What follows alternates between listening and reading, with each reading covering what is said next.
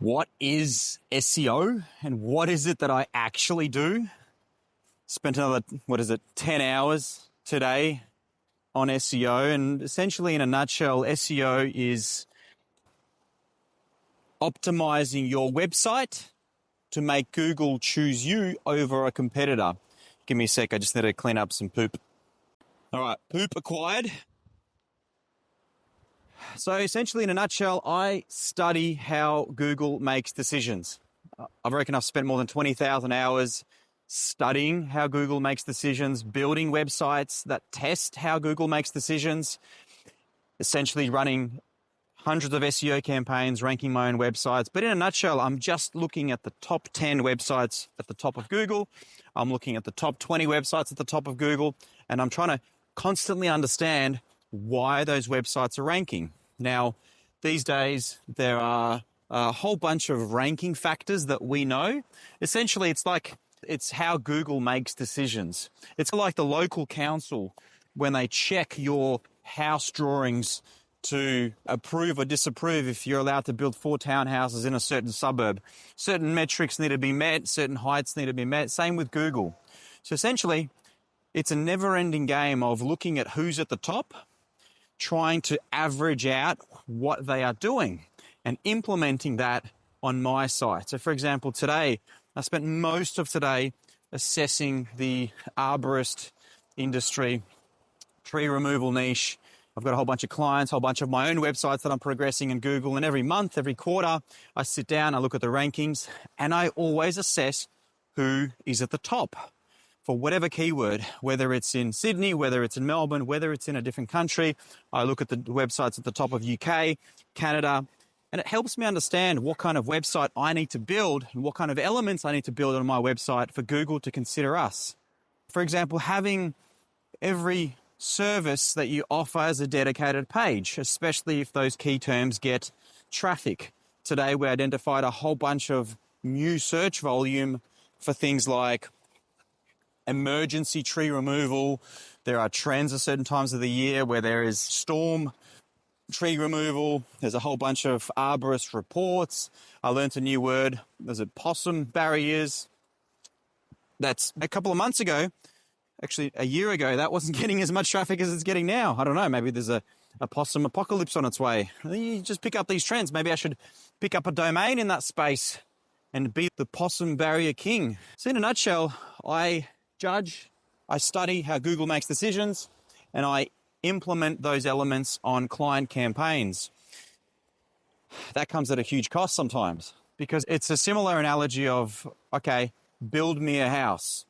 I want my house to be the tallest, meaning I want my website to rank above all the others. Okay, how tall are the competitors? And that's where the big cost conversation comes in, because if you want to rank at the top of Google for something like accounting software, right, we have to go up against the likes of MYOB, Xero, QuickBooks, and a whole bunch of other monster sites, right? If we want to rank for injury lawyer, we're going up against injury lawyers potentially with multi-office locations, with crazy budgets, with crazy marketing teams, multi-story buildings. You can imagine that they've got a whole team of crazy budgets being thrown at things like supporting content, blogs, backlinks, and other elements that we know Google trusts and ranks websites on. So, in a nutshell, today I identified a whole bunch of new key terms that I want to go after in the arborist space. I'm constructing we call them service pages, we can call them SEO pages, but essentially the page that's going to be the best page of its kind for that particular key term. And so then I look at the keyword density of the top 10 websites. I'll give you an example of that. If the top 10 on average have the word tree removal 17 times as an average, guess what? The term tree removal has to be on that page 17 times. I assess the power of backlinks that are pointing to those websites. I assess the amount of internal links that are cross-linking among the pages. I look at the content clusters, so the cluster of supporting content. By that, 10 blogs just on the topic of tree removal, 10 blogs just on the topic of stump removal, right? 10 blogs on the topic of, I don't know, stump poisoning, tree planting, tree care, all of those little sub-shoulder niches of the whole industry, right? The whole industry website. That helps the website be more trustworthy and grow in authority in Google's eyes. When Google sees that's 100 blogs that I've just roughly mentioned, they consider the website more trustworthy on the topic, thus hopefully delivering a little bit of trust, sending a bit of traffic, and then it's a matter of how the user engages with your website.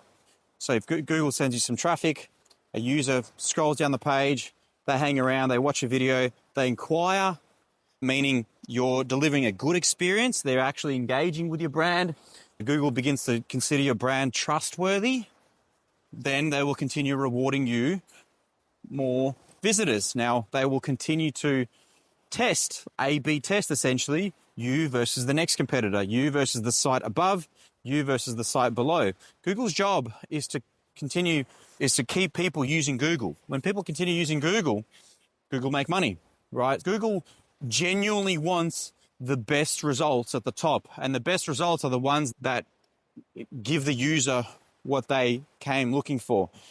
No longer, I mean, it's been years since corny tactics worked. Things like keyword stuffing, things like sending billions of backlinks, that stuff doesn't work. It's just about being genuine, growing a real brand, as well as meeting the basic requirements. Off-page SEO, which is backlinks, mentions from other websites, shows Google that you're trustworthy since another website is mentioning you. And things that happen on-page SEO, which is things that happen on the website. Title tags, see SEO titles, meta description, H1s, H2s, H3s. In other words, pleasing the robot, the actual robot that visits the website, crawls the website, and you've got to serve it what it wants to see. Don't show it pornography, don't show it pharmaceutical links, don't show it slow websites, don't show it thin, shitty quality pages. Show it the best thing that it possibly could see on that industry. Hope that makes sense.